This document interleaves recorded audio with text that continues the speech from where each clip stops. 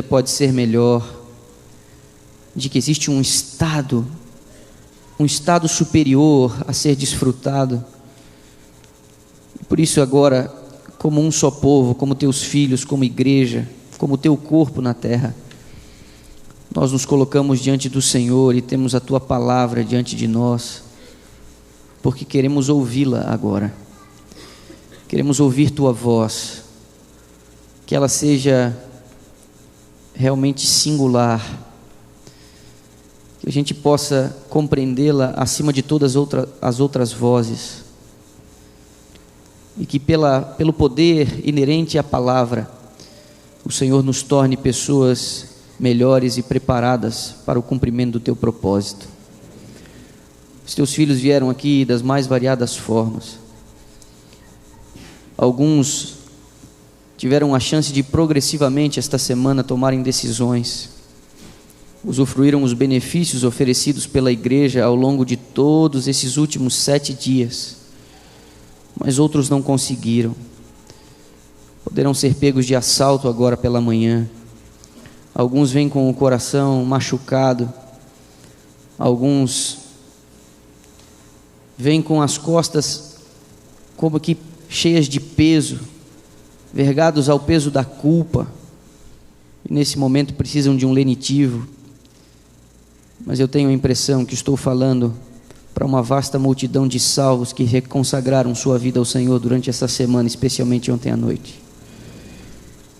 Que o Senhor fale uma vez mais, e que o poder do Espírito seja notado entre nós, a despeito de nós. Oramos em Cristo Jesus, o nosso Senhor. Amém. Êxodo, capítulo 3.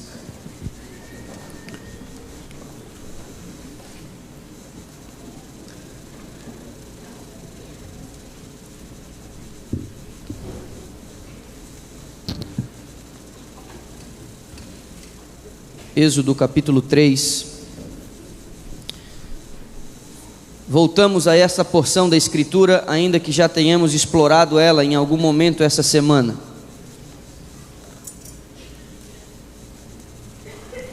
Repare o verso 7 e a primeira parte do verso 8. A gente lê assim: Disse ainda o Senhor: certamente vi a aflição do meu povo que está no Egito, e ouvi o seu clamor por causa dos seus exatores. Conheço-lhe o sofrimento, por isso, repare, desci, a fim de livrá-lo da mão dos egípcios, e para fazê-lo subir. Ouvi o seu clamor, diz a Escritura, por isso desci, para fazê-lo subir daquela terra a uma terra boa e ampla, terra que mana leite e mel. Olhe para mim. Quando Deus faz sua voz ser ouvida, quando Ele se comunica com o grande líder, que guiará o povo pelo caminho do deserto, repare no trocadilho aqui, repare no recado aqui: eu desci para fazê-los subir. Na versão do nosso próprio Êxodo, Jesus Cristo desceu para que cada um de nós tenha a oportunidade de subir. Eu tenho visto a aflição do meu povo, eu tenho visto o sofrimento do meu povo. A mim e a você é nos dado uma certeza nesta manhã: Deus não está indiferente às misérias, às injustiças e à dor do seu povo peregrino na terra. Deus não nos esqueceu. Deus tem piedade de nós, e a garantia de que vamos subir é que um dia Ele desceu. Você diz amém? Você diz um amém mais forte? Amém. A notícia se espalhou. O que Deus fez no Egito, como Ele cuidou do seu povo, a notícia se espalhou. Às vezes nós achamos que as pessoas não estão atentas à atuação de Deus, Mas mesmo os ímpios, mesmo os pagãos, em algum momento, pela força da realidade, terão que reconhecer que há um Deus no céu. Deus tem, de algum modo, e Deus, de forma muito mais marcante, de algum modo, fará seu nome ser temido, fará seu nome ser comentado. Ficará evidente de que há um Deus no céu, que Ele interage conosco e que Ele tem um plano de felicidade para cada um dos seus filhos. Repare nas palavras de Raabe. Josué, capítulo 2, abre lá. Saindo do Pentateuco, depois da longa peregrinação no deserto, depois de mais de 4 décadas, ou por cerca de 4 décadas, repare, provavelmente quando o povo saiu do Egito, Raabe ainda não tinha nascido, ou quem sabe ainda era uma garotinha, um bebezinho. Nós não entendemos que Raabe já tinha mais de 40 anos, logo depois ela teve filhos, ela casou com alguém do povo de Deus. Então repare como a fama do Senhor o precede. Josué capítulo 2, versos 9, 10 e 11. Ela quem diz: bem sei que o Senhor vos deu essa terra. Nós estamos falando de uma mulher pagã que habitava na terra de Canaã, de uma mulher que estava trancada para o lado de dentro da cidade, porque ninguém entrava e ninguém saía. Nós estamos falando de uma mulher que recebe em seu lar 2 espias, 2 homens, 2 enviados da nação. E ela diz: bem sei que o Senhor vos deu esta terra, e que o pavor que infundis caiu sobre nós, e que todos os moradores da terra estão desmaiados, porque temos ouvido, repare, temos ouvido que o Senhor secou as águas do Mar Vermelho diante de vós, quando saíes do Egito, e também o que fizestes aos 2 reis dos amorreus, Seom e Gog, que estavam além do Jordão, os quais destruístes. Ouvindo isto, desmaiou-nos o coração, e em ninguém mais há ânimo algum por causa da vossa presença, porque o Senhor vosso Deus é Deus em cima nos céus e embaixo na terra. Você diz amém? Amém. Repare pelo relatório dessa ex-prostituta, repare pelo relatório dessa mulher, como eles enxergam a aproximação do exército do Deus vivo. Nós, às vezes, temos mais dúvidas de Deus do que inclusive aqueles que não servem. Parece que alguns que insistem em não servir a Deus acabam acreditando mais do que aqueles que supostamente deveriam ser as suas testemunhas, deveriam ser o seu pelotão de frente. Mas agora o povo, à vista de Deus, está preparado. Eles foram impedidos, como já vimos, de entrar na terra. Eles duvidaram, eles foram incrédulos, eles murmuraram. Então uma geração inteira foi sepultada no deserto, e agora uma outra está preparada para receber a herança. E essa é a percepção de quem está dentro de Canaã, essa é a percepção daqueles que habitam na cidade de Jericó. Que coisa incrível. Avance um pouquinho ao capítulo 6. Depois da morte de Moisés, o Senhor indica que Josué deve ocupar a posição. Mas Josué, sentindo a falta da referência do grande líder, sentindo o peso da responsabilidade, ainda que a introdução do livro de Josué no capítulo 1 tem uma palavra de ânimo tão linda: não temas, eu serei contigo, diz lá. Que coisa encantadora. Mas o líder percebe que é uma grande responsabilidade. Não que ele duvidasse de que Deus daria a terra, mas Josué quer se certificar de que o Senhor marcha junto com o seu povo. Josué quer se certificar que o Senhor é o grande líder. Então o Senhor aparece a ele, o anjo do concerto. Ellen White nos diz que é o próprio Cristo, na forma de um anjo de guerra. O verso 2 do capítulo 6. Então disse o Senhor a Josué: olha, repare o tempo verbal, entreguei na tua mão Jericó, o seu rei e os seus valentes. Está no passado. Ainda que eles não tivessem começado a marcha ao redor da cidade, dando uma voltinha durante 7 dias e 7 voltinhas no 7º dia, ainda que eles não tivessem levantado uma única espada, que eles não tivessem usado absolutamente nenhuma arma, quando Deus dá garantia a Josué, Ele coloca isso no tempo passado, sabe por quê? Porque para Deus já aconteceu, porque sua palavra foi empenhada, porque Deus é refém de suas promessas, e Ele disse: eu já entreguei, já está resolvido.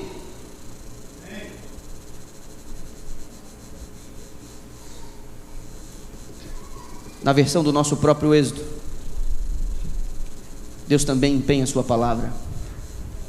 Eu vou pedir para você ir lá no finzinho da Bíblia, na carta de Paulo a Tito. Você pode ir ao Apocalipse e voltando devagarinho, que você vai encontrar Tito. Está espremido ali entre as cartas de Timóteo e o livro de Hebreus, ou Filemão, alguma coisa assim.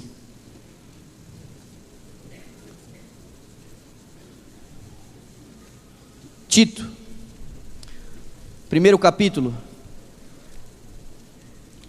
Fantástico verso. Fantástico verso. Tito, 1º capítulo.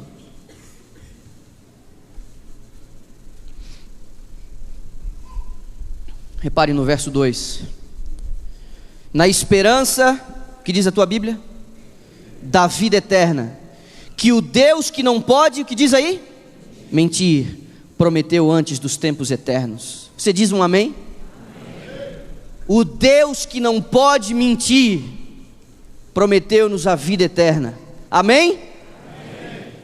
Nós não estamos depositando a nossa confiança em alguém que tem um histórico duvidável ou duvidoso. Nós não estamos depositando a nossa confiança em alguém que muda de ideia, que muda a rota, que muda o roteiro. Nós não estamos depositando a nossa confiança a alguém que já tem colecionado algumas derrotas. Nós estamos depositando a nossa confiança, nós temos uma profunda esperança naquele que jamais conheceu derrota, naquele que jamais quebrou uma única promessa. E agora Paulo, ao falar para esse jovem pastor, ele diz: na esperança da vida eterna, que o Deus que não pode mentir, Ele é incapacitado de mentir. E aqui há tanta coisa questionável na minha frase, como se Deus não pudesse alguma coisa, como se Deus não fosse capaz de alguma coisa.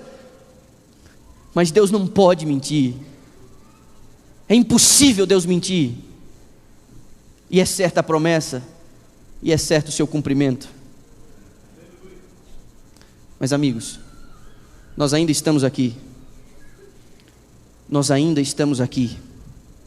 Eu falo essa manhã para algumas pessoas que ouvem da volta de Jesus há muitos anos. Eu estou falando para algumas pessoas aqui que jamais imaginaram chegar à aposentadoria. Estou falando para algumas pessoas aqui que jamais pensaram em ser avós. Estou falando para algumas pessoas aqui que jamais fizeram planos com a doença e com a velhice, mas que já estão sentindo no corpo e na alma os efeitos da demora, porque Jesus ainda não voltou. Falo para alguns que estão no início de sua caminhada, no início de sua jornada, alguns que, cheios de vigor e de ânimo, olham para a esperança e pensam da mesma maneira como outros no passado: não vai dar tempo de eu fazer tal coisa, não vai dar tempo de eu fazer tal coisa. Mas há um tempo de espera, pelo qual todos seremos provados. Por isso, na versão do nosso próprio Êxodo, eu queria uma última palavra aqui. Uma última palavra. E ela vem do próprio Jesus. Mateus capítulo 25. Ficaremos apenas aqui. Pode ser que uma ou outra saída, mas marque essa página. Mateus capítulo 25. O que vamos ler agora foi dito 2 dias antes de Jesus morrer. Vem na sequência do famoso sermão profético de Mateus 24. O que vamos ler agora está entre 2 parábolas: a do bom e do servo mau e a parábola dos talentos. O que vamos ler agora é um apelo à vigilância. Repare, capítulo 25 de Mateus, verso 1: o reino dos céus será semelhante a 10 virgens, que tomando as suas lâmpadas, saíram a encontrar-se com o noivo. 5 dentre elas eram nécias, 5 prudentes. As nécias, ao tomarem as suas lâmpadas, não levaram azeite consigo. No entanto, as prudentes, além das lâmpadas, levaram azeite nas vasilhas, e tardando o noivo, foram todas tomadas de sono e adormeceram. Mas, à meia-noite, ouviu-se um grito: eis o noivo! Saí ao seu encontro. Então se levantaram todas aquelas virgens e prepararam as suas lâmpadas. E as nécias disseram às prudentes: dai-nos do vosso azeite, porque as nossas lâmpadas estão se esgotando. Mas as prudentes responderam: não, para que não nos falte a nós e a vós outras, ide antes aos que o vendem, comprai-o. E saindo elas para comprar, chegou o noivo, e as que estavam apercebidas entraram com ele para as bodas, e fechou-se a porta. Mais tarde chegaram as virgens nécias, clamando: Senhor, Senhor, abre-nos a porta. Mas ele respondeu: em verdade vos digo que não vos conheço. Vigiai, pois, porque não sabeis o dia e nem a hora.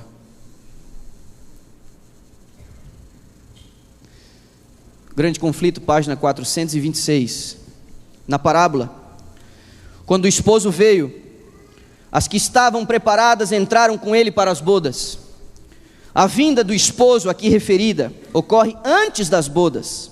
O casamento representa a recepção do reino por parte de Cristo. A santa cidade, repare, a Nova Jerusalém, que é a capital e representa o reino, é chamada a esposa, a mulher do Cordeiro. Disse o anjo a João: vem, mostrar-te-ei a esposa, a mulher do Cordeiro. E mostrou-me a grande cidade, a santa Jerusalém, que de Deus descia do céu. Apocalipse capítulo 21, verso 9.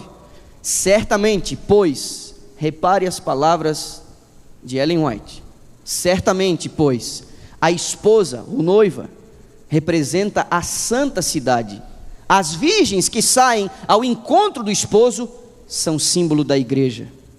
É comum a gente ouvir por aí que a noiva é a igreja. Não, não é. A noiva é a Nova Jerusalém. As virgens são a igreja. As virgens são símbolo da igreja. Eu queria que você reparasse comigo alguns detalhes dessa descrição. Responda para mim: quantas das 10 estavam aguardando o noivo? Quantas? As 10. Responde para mim: quantas das 10 tinham a lâmpada ao aguardarem o noivo? Responde para mim. As 10. Quantas das 10, segundo o texto, acabaram pegando no sono? As 10. A única diferença na parábola entre 5 nécias e 5 prudentes, a única diferença entre elas na parábola é que umas tinham se preparado para um tempo de espera maior. A única diferença é que umas foram com algum azeite dentro de suas lâmpadas, algumas foram com algum azeite, as lâmpadas estavam acesas, mas elas não levaram azeite reserva, elas não estocaram óleo, elas estavam desprevenidas.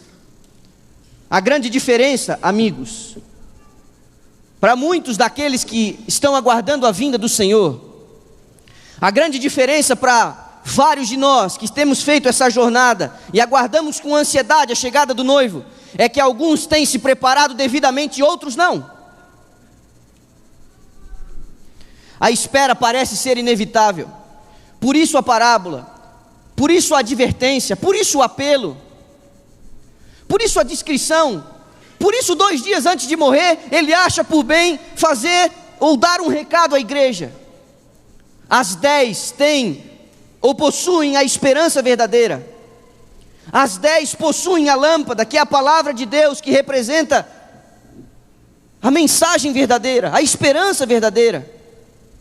As 10 têm alguma chama. As 10 têm alguma luz. Mas há uma diferença aparentemente simples, que faz toda a diferença entre 5 das 5. Repare nas palavras ainda em Mateus, no capítulo 7. O que pode vir a ocorrer. Mateus capítulo 7.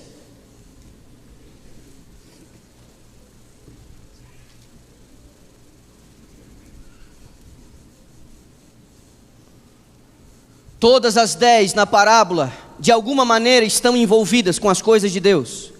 Todas as 10, impecavelmente, conhecem a doutrina, possuem a palavra, têm um roteiro, usam a Bíblia. Todas as 10. Todas as 10, de alguma maneira, em sua espera, na longa espera, acabam pegando no sono. É inevitável que em um momento ou outro a gente cochile. É inevitável que em um momento ou outro a gente perca os sentidos. Mas há uma diferença. Repare o que pode vir a acontecer. Mateus capítulo 7, versos 22 e 23. Muitos naquele dia hão de dizer-me: Senhor, Senhor, porventura não temos nós profetizado em Teu nome? Em Teu nome não temos expelido os demônios? Em Teu nome não fizemos muitos milagres? Então lhes direi explicitamente: nunca vos conheci, apartai-vos de mim, os que praticais a iniquidade. Isso aqui faz as minhas pernas tremerem. Nós não estamos falando de um público rebelde, nós não estamos falando de gente que abertamente se opôs ao plano e o reino de Deus. Nós estamos falando de gente envolvida com as coisas do reino de Deus. Nós estamos falando de gente que em algum momento desfrutou de poder, porque lógico, tinha sua lâmpada, lógico, tinha um pouco de óleo, lógico, tinha um pouco de luz. Nós estamos falando de gente que fez coisas extraordinárias, gente que ocupou posições de responsabilidade, de influência na igreja, gente pela qual o Senhor atuou, gente pela qual o Senhor conseguiu salvar outras pessoas. Nós estamos falando de gente que fez grandes coisas. Mas é possível que não sejam reconhecidos por não terem o selo, por não terem sido marcados, por não terem se preparado. Quando a hora chegar, nós não temos como apelar àquilo que nós realizamos. Fui ancião de igreja por mais de 20 anos, Senhor. Fiz mais de 60 séries de conferências ao longo de toda a minha vida. Senhor, eu levei ao batismo mais de 500 pessoas. Fui obreiro a minha vida inteira, nunca trabalhei em outro lugar. Ajudei a construir a arca. Nesse momento não podemos nos fiar naquilo que um dia realizamos. Nesse momento não podemos apelar à nossa origem. Eu sou o neto do primeiro pastor adventista, eu fui o pioneiro em tal cidade, o meu pai chegou não sei aonde. Esse tipo de argumento não nos servirá. Nós não podemos confiar em nossas realizações, ainda que tenhamos um pouco de óleo, ainda que tenhamos a palavra, a lâmpada nas mãos. Esse argumento não será suficiente, porque na hora H, não basta ter a lâmpada, não basta estar segurando a lâmpada, nós precisamos de óleo, nós precisamos nos preparar para o tempo de crise, porque inevitavelmente ele virá. As cinco loucas chegaram a pedir: dá um pouco do óleo de vocês.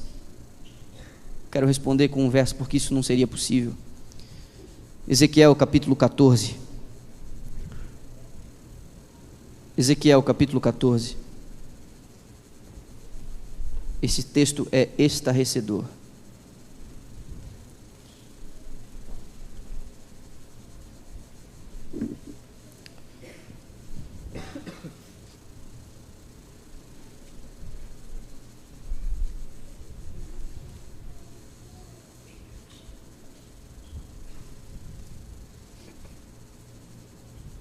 Ezequiel capítulo 14, o verso 20, observe a certeza do texto. Não há aqui Não há aqui margem para outro tipo de interpretação.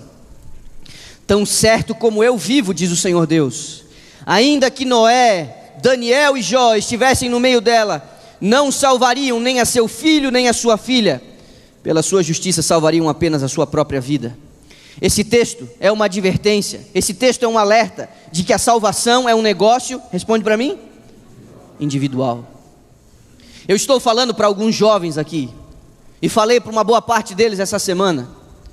Estou falando para gente que tem pais e mães piedosos, que confiaram a essa instituição o cuidado de seus filhos, mas que em casa tem dobrado os joelhos, tem intercedido para que sua fé seja conservada, para que sua esperança ainda seja viva, para que você não faça nenhuma besteira, para que você tenha consciência de fazer escolhas acertadas. Essa semana eu falei para muitos jovens que têm pais com o coração apertado em casa, porque anelam pela salvação dos seus filhos. E eu vou dizer, como é forte a oração de um pai e de uma mãe piedosa, como pais têm responsabilidades, e como Deus é solícito em atender esse tipo de oração, como muitos de nós fomos sustentados em momentos, em períodos de rebeldia, em nossa formação, em nossa juventude, por joelhos calejados de pais e mães, que clamaram para que o Senhor não retirasse dos seus filhos o Espírito. E há um período, amigo, que esse tipo de oração resolve, mas haverá um momento que nem mesmo isso será possível. Haverá um momento em que cada pessoa será o árbitro do seu próprio destino. Haverá um momento em que cada um de nós, indistintamente, terá que ter sua própria provisão. E o meu apelo nessa manhã é que você e eu possamos nos preparar para o tempo de crise. Cada oportunidade que a igreja nos traz é uma oportunidade para estocarmos óleo. Eu percebi aqui que querem emendar os 10 dias para essa comunidade, que querem emendar os 10 dias de oração para essa comunidade. Não negligencie, não rejeite essa oportunidade, amigo. Eu vi coisas extraordinárias nesse mês de fevereiro na minha igreja. Eu vi coisas extraordinárias. É hora de estocarmos óleo. Nenhuma oportunidade deveria ser rejeitada. Eu olhei atentamente aquelas dezenas de pessoas que estiveram com a gente na sexta-feira pela madrugada, gente que deixou o conforto da casa, gente que deixou sua cama, gente que antes de partir para o trabalho, levou consigo inclusive filhos desse tamanho. Eles não pouparam os filhos das horas sagradas de sono, porque entenderam que aquele era um momento especial de consagração. Eles não pouparam seus filhos, porque sabem que Satanás não irá poupá-los quando vai querer arrastá-los para dentro da madrugada, navegando na internet, jogando aqueles jogos que atrapalham sua formação, que comprometem sua formação. Satanás não poupa ninguém, nenhuma criança. Ele é impiedoso. Não poupe seus filhos de atividades espirituais, ainda que sejam apelos na madrugada, ainda que sejam cultos mais extensos. Se tem uma coisa para a gente se desgastar, é aproveitar as oportunidades para estocar óleo. Toda reunião, eu disse isso ontem, repito agora, toda reunião da igreja é oportunidade para o Senhor derramar a chuva temporã e a serôdia, diz a senhora White. Toda reunião da igreja. Mas não, é possível que estejamos preocupados com outras coisas. É possível que a nossa atenção e as nossas energias sejam consumidos com outros negócios. É possível que muitos de nós estamos comprometendo a eternidade para garantir um futuro. Ora, isso aqui por acaso é vida? Você se mata décadas para trabalhar e construir um patrimônio, e quando agora você tem condições de usufruir, você já não tem nem mais energia para viajar. O seu negócio agora é ficar num canto e ficar quieto, porque você já não tem mais esse pique todo.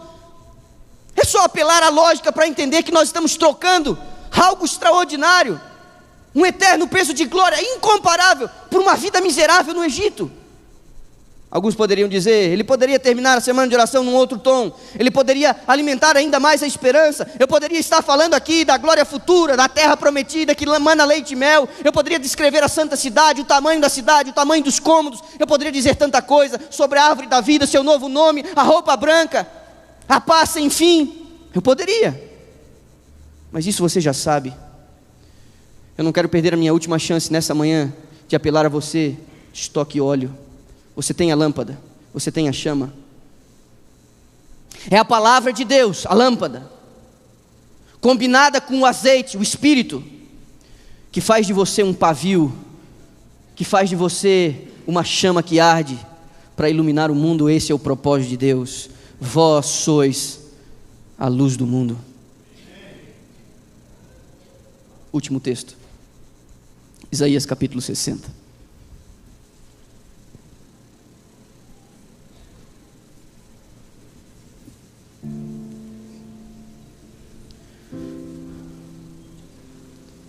Acha aí Isaías 60.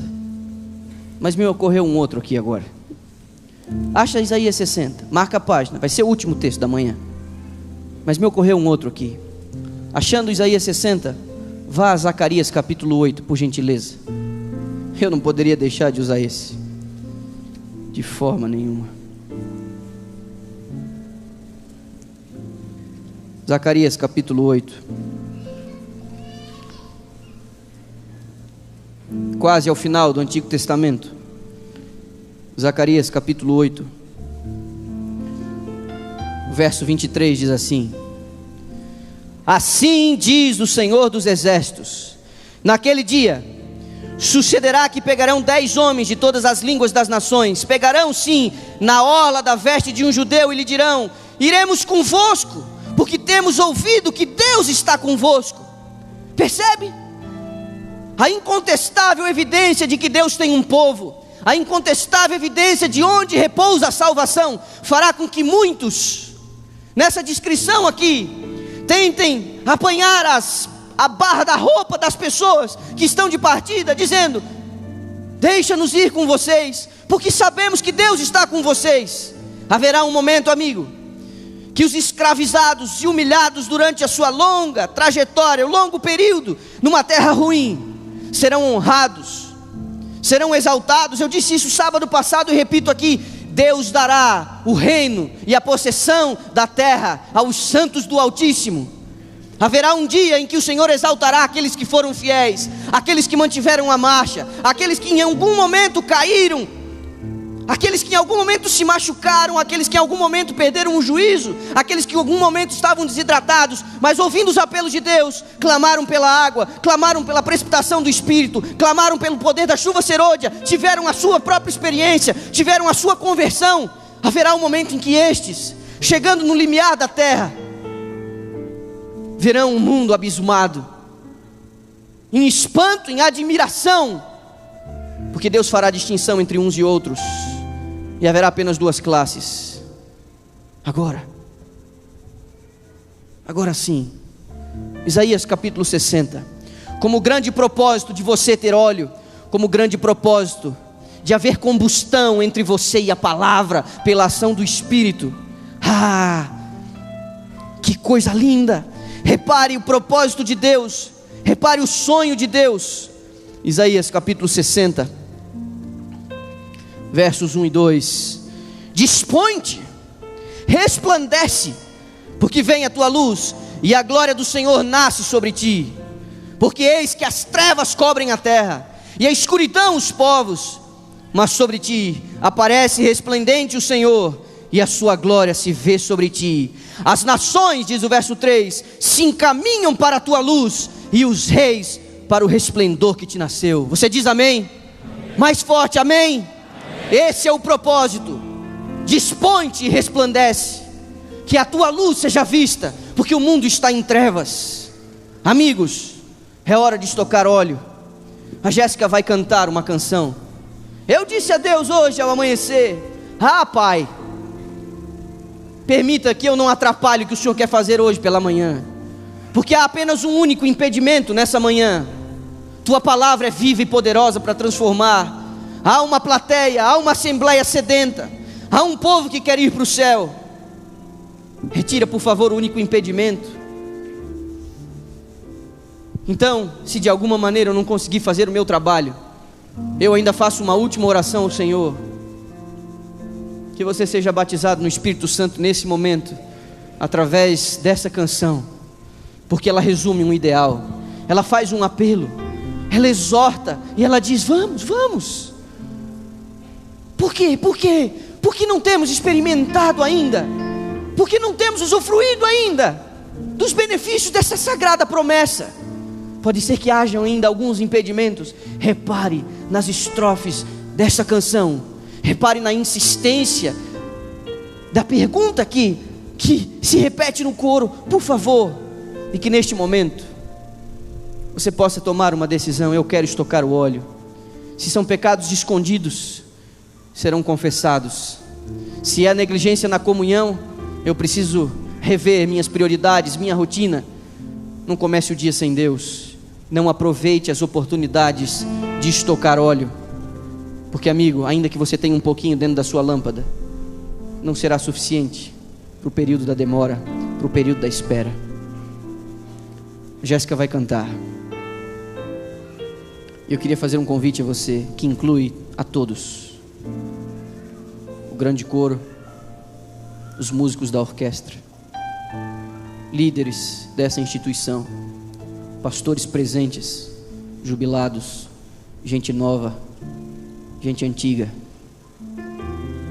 recém-conversos, gente que nasceu na igreja há várias décadas. O convite é a todos. Vamos estocar óleo, vamos nos preparar.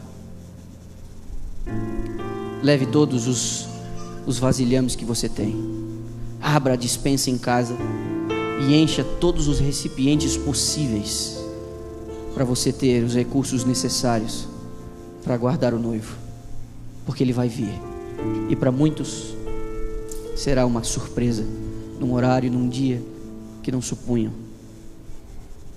Ouça a canção. Se é o teu desejo, eu vou orar aqui à frente, para que você se ponha em pé, para que haja um registro no livro do céu de que você tomou uma decisão muito séria nessa manhã. O Senhor te leva a sério, e Ele vai batizar você nessa hora. O tamanho da tua sede, o tamanho da tua ânsia será proporcional ao tamanho da bênção que você vai receber agora. Se esse é o teu desejo, enquanto ela canta, vou pedir para você colocar-se em pé, enquanto eu intercedo aqui por você.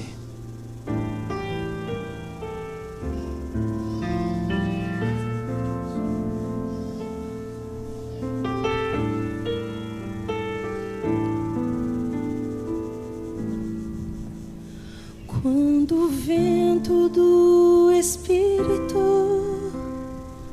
soprar, uma chama viva vai aparecer. Nossos filhos e filhas irão profetizar. Nossos velhos sonharão e a igreja mudará. Quando a comunhão for a arma principal e a rotina desses nossos dias sair do seu normal, descerá sobre nós o fogo do Espírito. Viveremos o Evangelho e Jesus Cristo vai voltar. Por que será que ainda não aconteceu? Por que razão não temos fogo a queimar? Pecados escondidos, uma fé adormecida, mandamentos que insistimos em quebrar. Por que razão? Por que será? Temos tudo nas mãos, mas não há fogo no altar.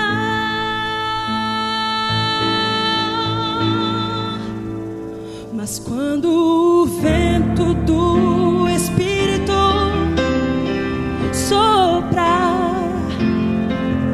uma chama viva vai aparecer. Nossos filhos e filhas irão profetizar.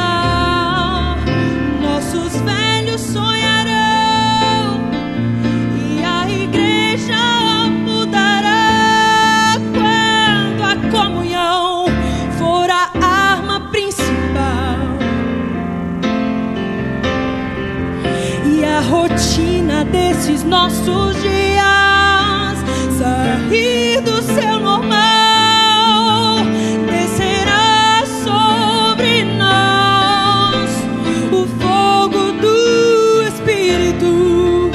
Viveremos o Evangelho e Jesus Cristo vai voltar. Viveremos o Evangelho e Jesus Cristo vai voltar.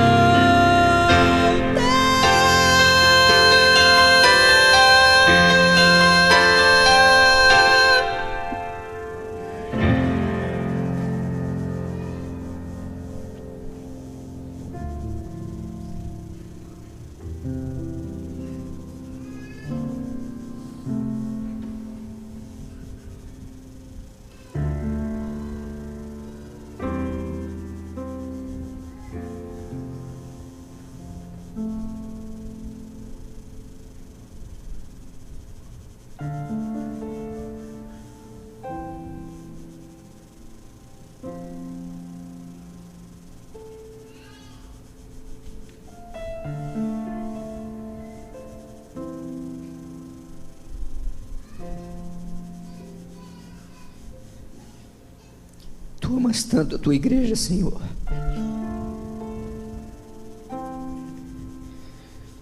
Perdoa-nos porque às vezes nos faltam lágrimas para chorarmos por nós mesmos, por nossa condição.